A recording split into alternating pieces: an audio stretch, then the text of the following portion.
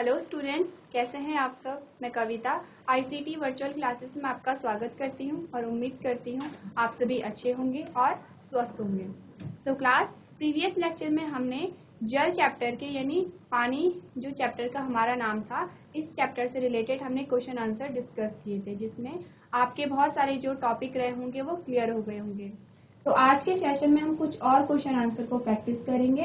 पहले हम जो चैप्टर जल है उससे रिलेटेड क्वेश्चन आंसर करेंगे, उसके बाद हम 2-3 चैप्टर को मिला के कंबाइंड क्वेश्चन को प्रैक्टिस करेंगे, यानी कि हम अलग अलग चैप्टर के क्वेश्चन को प्रैक्टिस करेंगे, जिससे आपको ये पता चलेगा कि अभी तक आपने कितना पढ़ा है और अभी तक आपने जितना पढ़ा आपको कितना याद है उसमें से। तो आइए स्टार्ट करते हैं।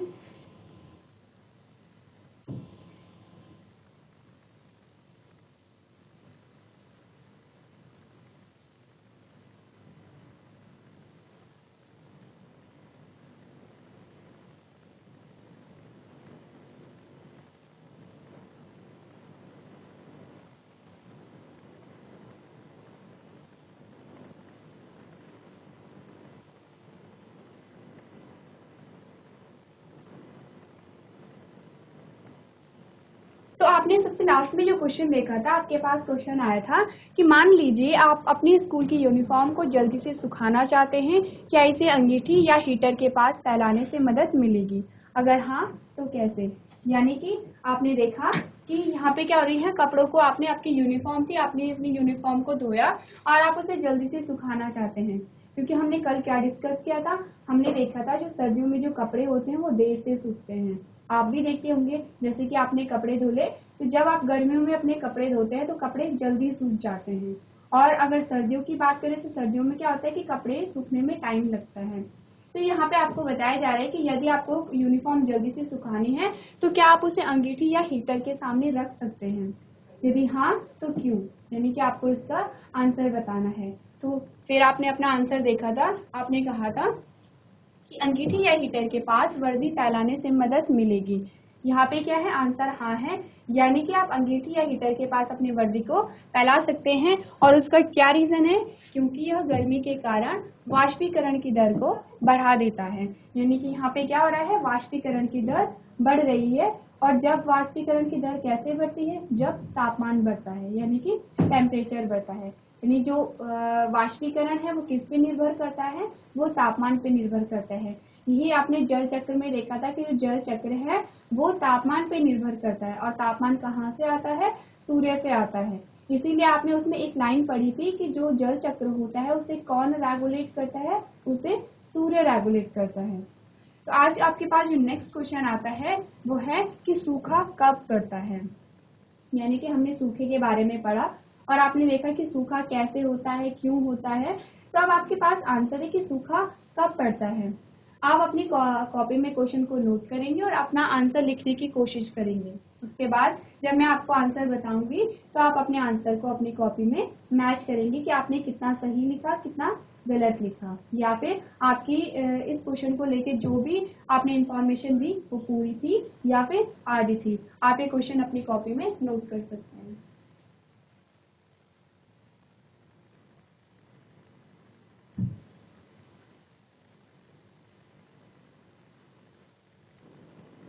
चलिए, इस क्वेश्चन का जो आंसर है वो आपके पास आया कि यदि 2 या 2 से अधिक वर्षों तक वर्षा नहीं होती है तो वाष्पीकरण और वाष्पोत्सर्जन के कारण मिट्टी से जल की हानि हो जाती है।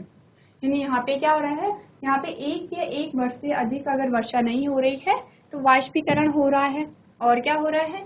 वाष्पोत्सर्जन हो रहा है। अब वाष्पीकरण और वाष्पोत्सर्जन क्या है, मैंने आपको बताया था वाष्पीकरण कहाँ पे होता है और वाष्पोत्सर्जन कहाँ पे होता है। जब भी वाष्पीकरण की बात आएगी तो जल निकाय यानी वाटर बॉडीज की हम बात करते हैं, और जब भी वाष्पोत्सर्जन की बात आई तो हम किसकी बात करते हैं? हम करते हैं प्लांट्स की बात करते हैं। इसके बाद आपने देखा कि चूंकि यह बारिश से वापस नहीं लाया जा सकता है, इसलिए मिट्टी सूख जाती है। क्षेत्रों के तालाबों और कुओं में पानी का स्तर नीचे चला जाता है और उनमें से कुछ सूख भी जा सकते हैं। तो यहाँ पे क्या हो रहा है कि जैसे 2-3 साल तक बारिश नहीं हुई या 1 वर्ष से अधिक बारिश नहीं हुई, 2-3 साल तो बहुत लंबा पीरियड हो गया। अगर 1 वर्ष तक भी बारिश नहीं हुई तो क्या हुआ? सूखे की स्थिति उत्पन्न हो जाती है। और अगर ऐसी ही स्थिति क्या होती है कि 1 वर्ष से अधिक भी टाइम निकल जाता है, तो ये जो स्थिति होती है बहुत भयानक हो जाती है। यहाँ पे क्या हुआ, रेगुलर क्या हुआ, वाष्पीकरण हो रहा है, वाष्पोत्सर्जन हो रहा है, यानी ट्रांसपीरेशन हो रहा है और इवेपोरेशन लगातार हो रहा है, पौधों से भी, प्लांट से भी और मिट्टी से भी। इसमें क्या हुआ, ये जब ये वाष्पीकरण हो रहा है तो हमने जल चक्र में पढ़ा था, जब वाष्पीकरण होता है, संघनन होता है, बादल बनते हैं, बादलों से पानी आता है, कहाँ, फिर से पुनः पृथ्वी पर आ जाता है।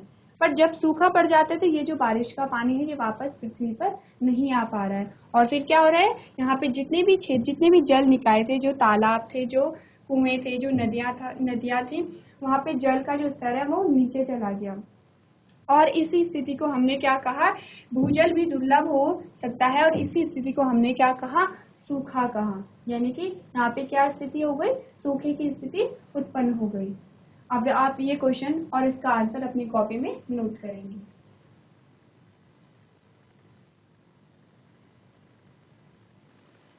चलिए नेक्स्ट आपके पास क्वेश्चन आता है, वो है,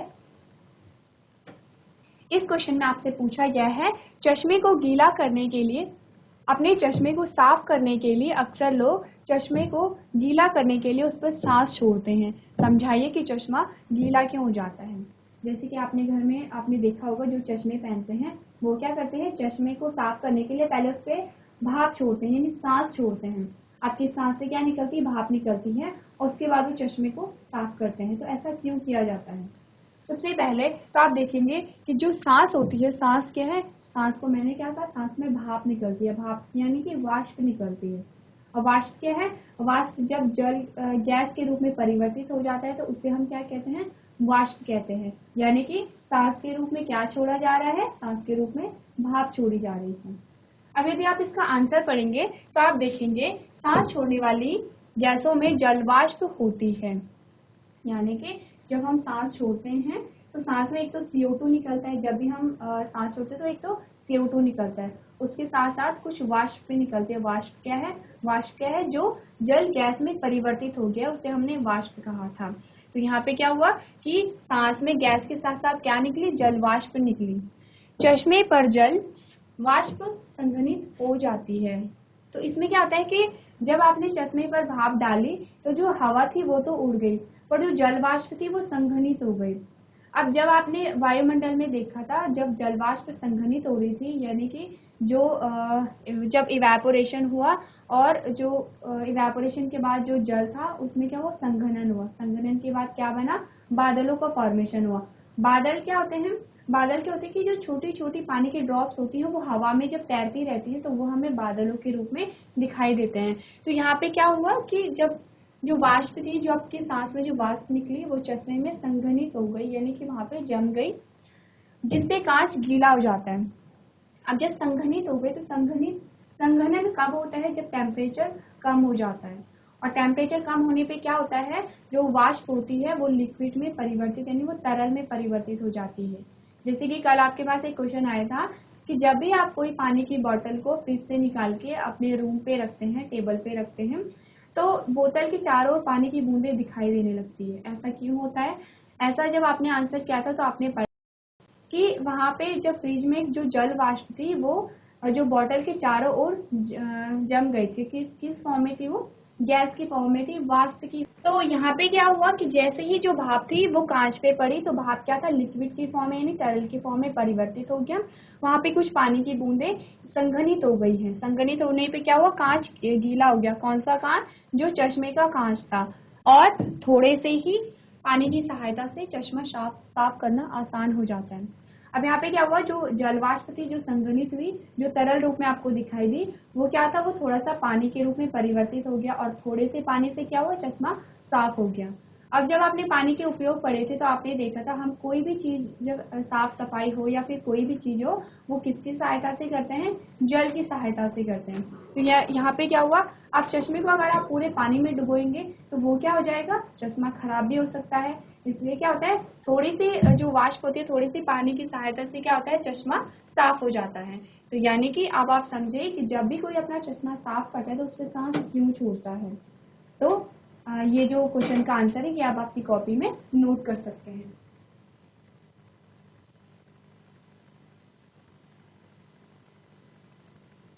नेक्स्ट जो आपके पास क्वेश्चन आता है वो आता है, सबसे पहले आप ये वाला क्वेश्चन देखेंगे, पृथ्वी पर जल किन किन रूपों में पाया जाता है। यानी कि आपको क्या बताने हैं, जल की अवस्थाएं बतानी है कि जल किन किन अवस्थाओं में पाया जाता है। तो जब आपने जल के बारे में पढ़ा था तो हमने 3 अवस्थाओं की बात की थी, जिसमें आपने ठोस, द्रव और गैस की बात की थी। ठोस क्या होता है, जब पानी बर्फ की फॉर्म में रहता है तो उसे ठोस कहते हैं, यानी सॉलिड कहते हैं। जब पानी लिक्विड अवस्था में रहता है, तरल अवस्था में रहता है, जिसे कि आप यूज करते हैं पीने के लिए या फिर जो भी रोजमर्रा के जितने भी आपके काम होते हैं उसके लिए जो भी पानी आप यूज करते हैं वो तरल फॉर्म होती है, यानी तरल अवस्था होती है पानी की। नेक्स्ट होता है गैसेस फॉर्म। गैस यानी कि जब जल वाष्प के रूप में परिवर्तित हो जाता है। इसमें आपने कौन कौन से एग्जाम्पल देखे, जब आपने पानी को बॉईल किया तो क्या आप क्या देखते हैं, भाप को देखते हैं। तो यानी पानी की कितनी अवस्थाएं आपने देखी, पानी की 3 अवस्थाएं आपने देखी। इसके साथ ही हमने क्या बात की थी, हमने जाना था कि जो पानी की अवस्थाएं होती है वो किस पे निर्भर करती हैं। यानी कि पानी एक फॉर्म से दूसरे फॉर्म में परिवर्तित हो रहा है, यानी लिक्विड से सॉलिड, सॉलिड से गैस, गैस से लिक्विड और लिक्विड से फिर से किसमें परिवर्तित हो रहा है, गैस या फिर सॉलिड में परिवर्तित हो रहा है। तो ये जो परिवर्तन है ये क्यों देखने को मिलता है, क्योंकि यहाँ पे क्या है, तापमान का अलग अलग अंतर है। तापमान के अंतर के कारण ही क्या होता है, पानी अलग अलग फॉर्म में आपको देखने को मिलता है। अगर पानी का जो तापमान है वो कम है तो सॉलिड फॉर्म देखने को मिलती है, अगर सामान्य है तो लिक्विड फॉर्म आपको देखने को मिलती है, और अगर अधिक है तो आपको गैस की फॉर्म देखने को मिलती है। तो आंसर पढ़ेंगे, पृथ्वी पर जल 3 भौतिक रूपों में पाया जाता है। अब यहाँ पे भौतिक रूपों की बात हो रही है। कल आपके पास एक क्वेश्चन आया था कि जल जो है वो वाष्प के रूप में परिवर्तित होता है, वाष्प फिर से लिक्विड यानी तरल के रूप में परिवर्तित होती है, और जो तरल यानी पानी होता है वो ठोस के रूप में परिवर्तित होता है। यानी जो पानी की अवस्थाएं हैं, एक अवस्था से दूसरी अवस्था में पानी का परिवर्तन हो रहा है। तो ये जो सारे चेंजेस है, क्या ये रासायनिक परिवर्तन है या भौतिक परिवर्तन है। तो हमने कल क्या पढ़ा था, हमने कहा था कि पानी का एक अवस्था से दूसरी अवस्था में जो परिवर्तन होता है वो भौतिक परिवर्तन होते हैं। भौतिक परिवर्तन में हमने क्या देखा था, जब कोई भी एक चीज है, कोई भी वस्तु हो या कोई पदार्थ हो, वो एक अवस्था से जब दूसरी अवस्था में आता है तो उसके जो मूल गुणधर्म होते हैं वो परिवर्तित नहीं होते हैं। यानी कि जो उसका गुण होगा वो परिवर्तित नहीं होगा। और दूसरी हमने क्या बात जानी थी कि हम उसे एक फॉर्म से, यानी कि माना कि पानी क्या था, पानी से हमने क्या किया, भाप बनाया, तो भाप से हम पानी भी बना सकते हैं। यानी कि आप उसकी अवस्था को परिवर्तित कर सकते हैं और उस परिवर्तित अवस्था से पुनः उसकी मूल अवस्था में भी ला सकते हैं। तो ये किसकी प्रॉपर्टी थी, ये थी भौतिक परिवर्तन की प्रॉपर्टी।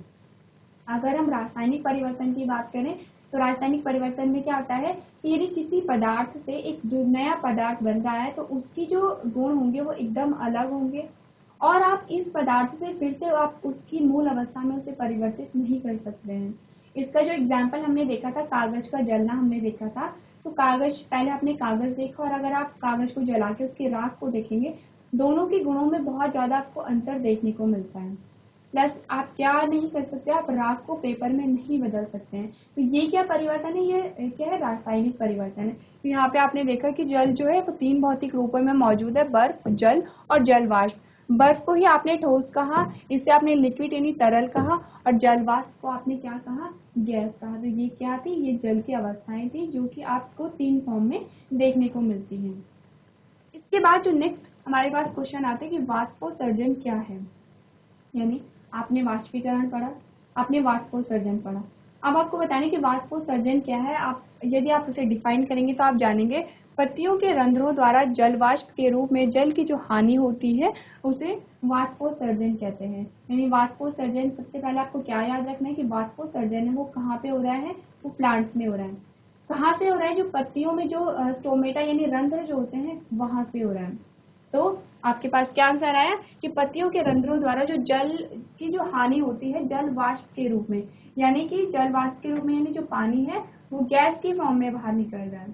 तो किसकी फॉर्म में हो रही है, जल वाष्प के रूप में इसकी हानि हो रही है। इसी प्रोसेस को आपने क्या कहा, वाष्पोत्सर्जन कहा। जबकि आपने इवेपोरेशन के बारे में, वाष्पीकरण के बारे में जब पढ़ा तो वाष्पीकरण क्या है, वाष्पीकरण भी पानी जो है वो भाप की फॉर्म में निकल रहा है, यानी पानी भाप बनके वायुमंडल में उड़ रहा है, लेकिन कहाँ से, जो जल निकाय होते हैं। और भी जो इसके अलावा हमने एक और एग्जांपल लिया था, यानी जो कपड़े होते हैं, जो हम कपड़े सुखाते हैं, जब वो सूखते हैं तो वो भी क्या है, वाष्पीकरण है, यानी कि वो जो पानी है वो वाष्प के रूप में उड़ रहा है, तभी तो आपके कपड़ों से पानी अलग हो जाता है।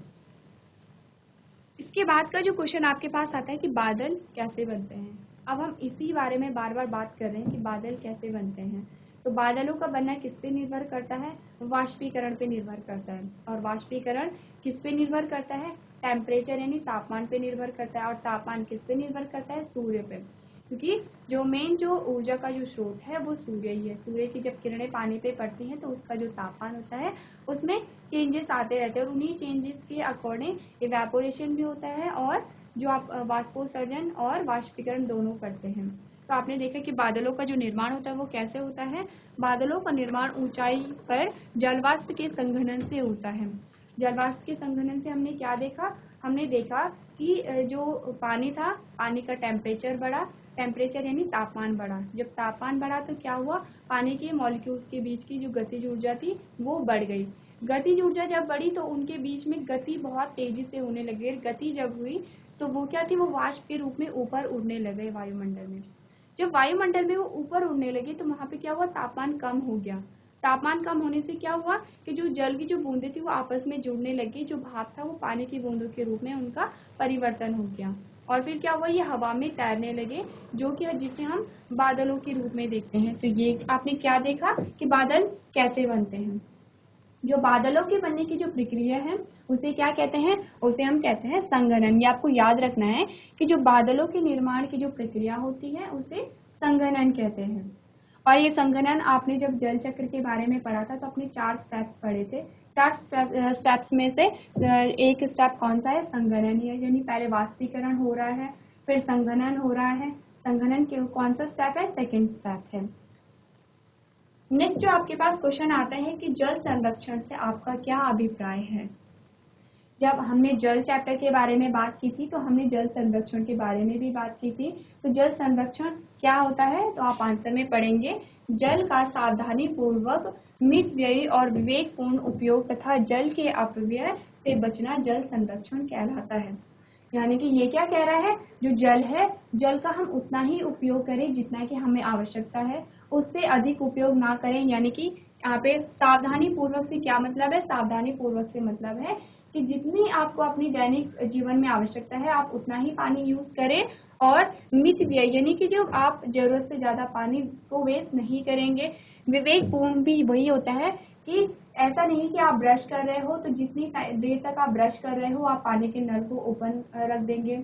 आप अगर अपने घरों में कोई भी वाहन धो रहे हो, जैसे कि आपके स्कूटर हो गया, साइकिल हो गया, तो आप पाइप से अपने वाहन को धो रहे हो, आप क्या कर सकते हैं, आप बाल्टी का पानी उसमें यूज कर सकते हैं। तो जो जल का जो उपयोग है हम उतना ही करें जितना हमें दैनिक जीवन में आवश्यकता है, उसे ही क्या कहते हैं, उसे जल संरक्षण कहते हैं। अब आप सब क्या करेंगे, आप सब इन क्वेश्चन को नोट करेंगे और इसके आंसर्स भी नोट करेंगे। और अगर आपको लगता है कि आप इससे अच्छा लिख सकते हैं तो आप अपने शब्दों में अपने आंसर को लिखने की कोशिश करेंगे।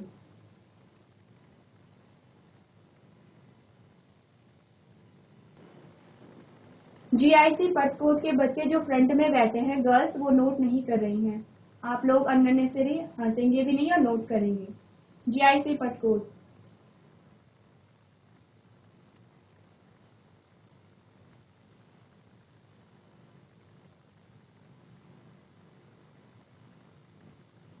तो बच्चों जब आपका काम हो जाएगा आप अपनी हैंड रेज कर सकते हैं, उसके बाद हम जो आगे के क्वेश्चन हैं उनकी प्रैक्टिस करेंगे।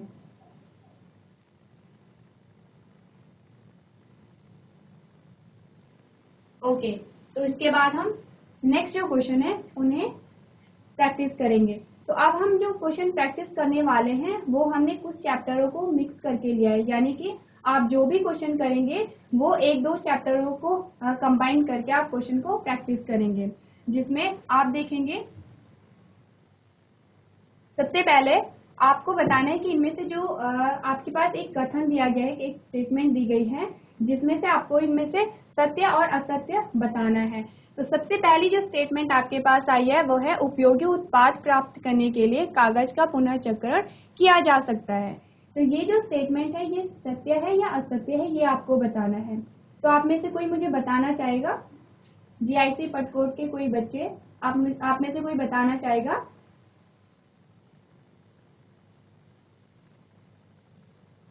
अगर आपका आंसर सत्य है तो आप अपना हाथ उठा सकते हैं, हैंड रेज कर सकते हैं।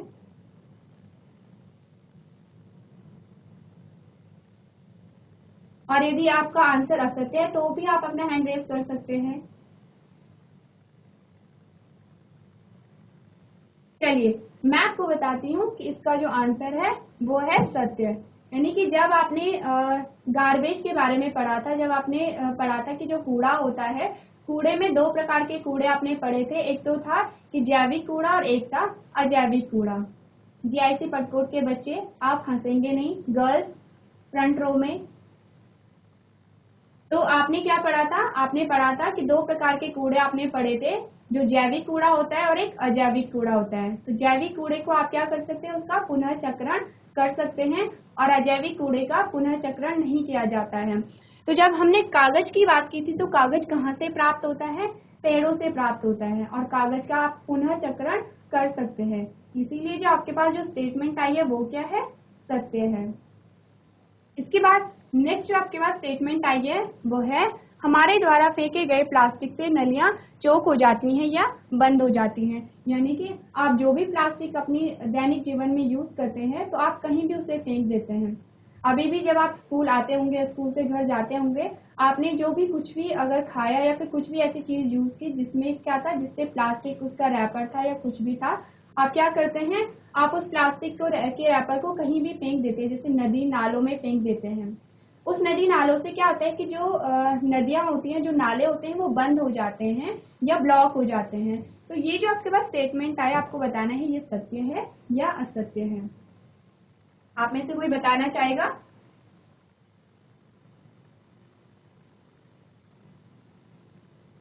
आप में से कोई बताना चाहेगा ये जो स्टेटमेंट है ये सत्य है या असत्य है? चलिए मैं आपको बताती हूँ, आपकी जो स्टेटमेंट है ये सत्य है, क्योंकि मैंने अभी आपको बताया कि जब भी आप प्लास्टिक को कहीं डालते हैं और कोई नदी नाले में डालते हैं तो वो नदियां नाले क्या होती हैं? चौक हो जाती हैं या ब्लॉक हो जाती हैं। तो यही तो आपको पूछा गया है कि हमारे द्वारा फेंके गए प्लास्टिक से नलियां चौक हो जाती हैं या ब्लॉक हो जाती हैं। तो इसका जो आंसर आया वो क्या आया? सत्य है कि ऐसा सच में होता है। नेक्स्ट जो आपके पास स्टेटमेंट आई है वो है, प्लास्टिक गर्म करने या जलाने पर हानिकारक गैसें छोड़ते हैं। अब आपको बताना है कि प्लास्टिक को जब भी आप गर्म करते हैं तो क्या उससे हानिकारक गैसें निकलती हैं? आपको अपना आंसर बताना है। आप में से कोई बताना चाहेगा?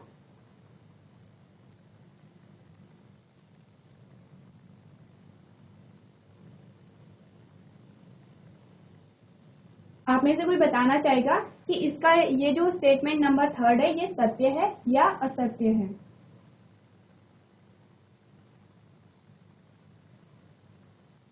चलिए आप यहाँ पे देखेंगे, आप हंसेंगे नहीं, आप देखेंगे कि इसका जो आंसर है वो क्या है? सत्य है।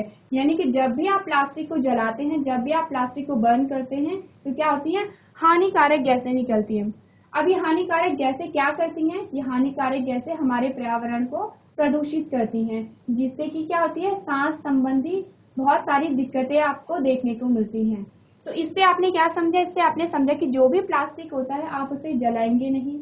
आप क्या करेंगे? जो भी डस्टबिन होता है, प्लास्टिक के कूड़े को डस्टबिन में ही डालेंगे। ना तो आप वहाँ उन्हें नदियों नालों में डालेंगे, जिससे कि जो नदियां नाले होती हैं वो ब्लॉक हो जाती हैं। ना ही आप उसे बर्न करेंगे, यानी ना ही आप उसे गर्म करेंगे या जलाएंगे। इससे क्या होती है? हानिकारक गैसें निकलती हैं जो कि हमारे पर्यावरण को प्रदूषित करती हैं और बहुत सारी जो सांस संबंधी बीमारियां होती हैं वो आपको देखने को मिलती हैं। इसके बाद जो नेक्स्ट आपके पास स्टेटमेंट आती है कि लाल कृमि पेड़ों की हरी पत्तियों को खाकर खाद बनाते हैं। अब जब आपने गार्बेज वाला चैप्टर पढ़ा था तो आपने लाल कृमि के बारे में पढ़ा था, प्लस आपने खाद के बारे में पढ़ा था। अब आपको क्या देखना है? आपको देखना है कि जो लाल कृमि होते हैं, लाल कृमि पेड़ों की हरी पत्तियों को खाकर खाद बनाते हैं। ये जो स्टेटमेंट है आपको बताना है कि ये सत्य है या असत्य है। आप मुझे बता सकते हैं। जीआईसी पटकोट।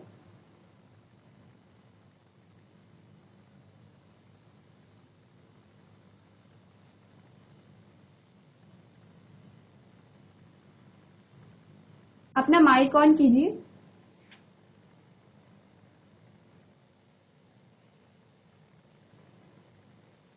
सही।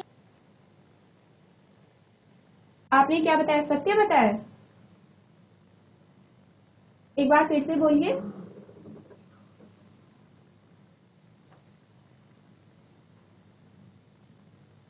मुझे आपकी आवाज नहीं आ रही है। अपने माइक को ऑन कीजिए और अपना आंसर बताइए।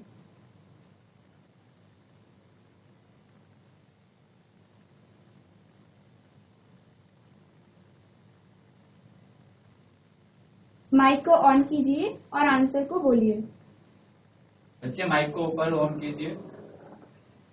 इसमें देखो लाइट जल रहा है कोई? क्या आप हंस क्यों रहे हो? अभी आपके प्रिंसिपल को कॉल कर रहे हैं। गर्ल्स फ्रंट रो में, जो गर्ल्स बीच में बैठी है, जो लड़की, आप इतना हंसेंगी नहीं।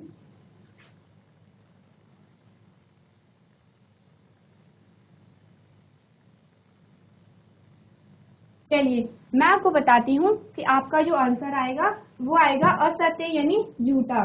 यानी कि आपने ये देखा था कि जो लाल कृमि होते हैं, लाल कृमि का यूज आप कहाँ करते हैं?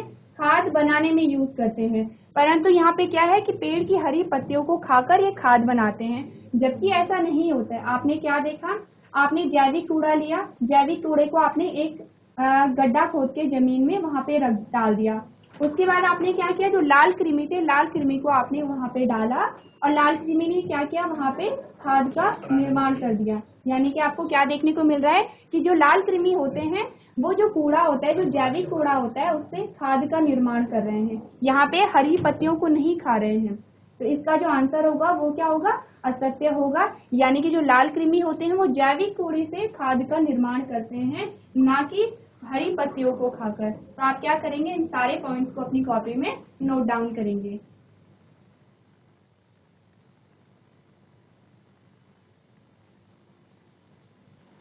चलिए नेक्स्ट जो आपके पास क्वेश्चन आता है वो है,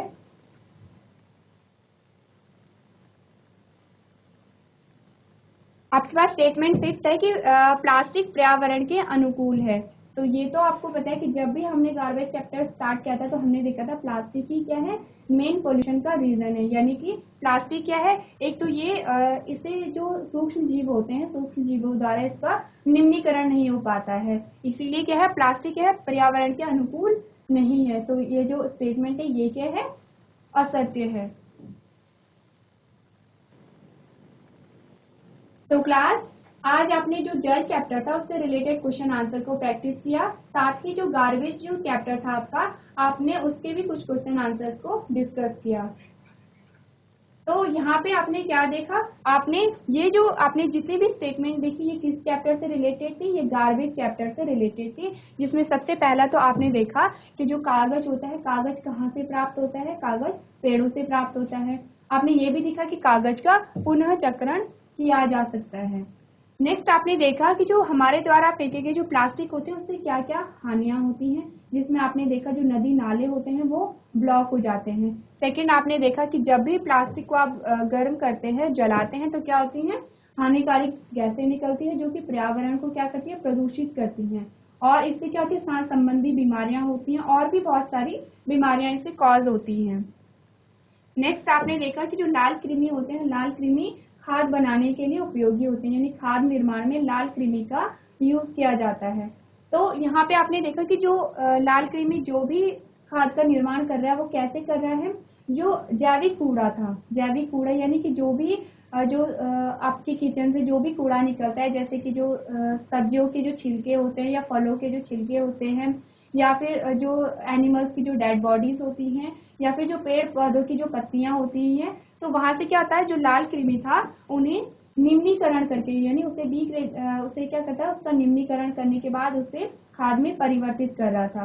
पर यहाँ पे आपने क्या देखा कि ये हरी पत्तियों को खाकर खाद बनाते हैं, यानी कि हरी पत्तियों को खाकर ये खाद नहीं बनाते। ये कैसे बनाते हैं, जो भी जैविक कूड़ा होता है उससे खाद का निर्माण करते हैं। नेक्स्ट आपने देखा कि जो प्लास्टिक होता है वो पर्यावरण के अनुकूल है। तो हमने ये जाना है इस चैप्टर में कि जो प्लास्टिक होता है, प्लास्टिक ही सबसे मेन रीजन है जिसके द्वारा क्या होता है, कूड़ा बढ़ता जा रहा है, क्योंकि इसका निम्नीकरण नहीं हो सकता है। आपने यहाँ पे देखा कि जो नदी नाले होते हैं इससे क्या हो जाते हैं, ब्लॉक हो जाते हैं। यहाँ से जो प्लास्टिक होता है, प्लास्टिक जलाने पे क्या करते हैं, वायुमंडल को प्रदूषित करता है।